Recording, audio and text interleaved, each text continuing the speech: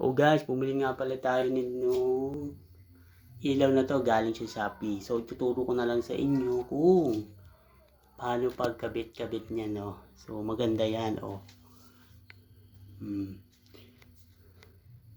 So dalawang wire lang naman. Yan, no. Diyan nyo lang kakabit sa live wire nyo, no. So ang pagkabit niyan dapat guys nakapatay yung breaker nyo para hindi kayo mag-ground.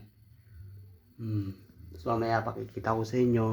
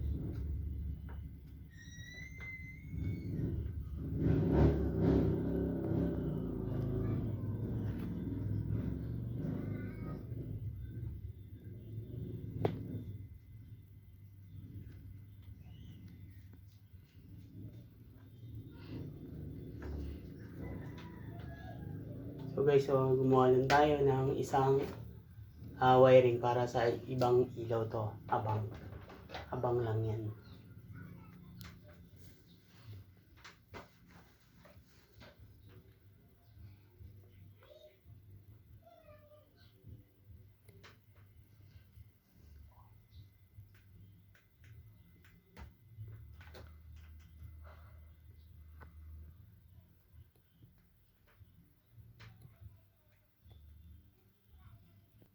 Yan na.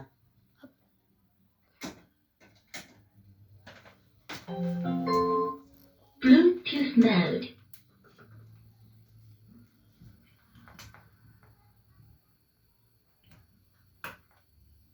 So yan guys, tricolor siya.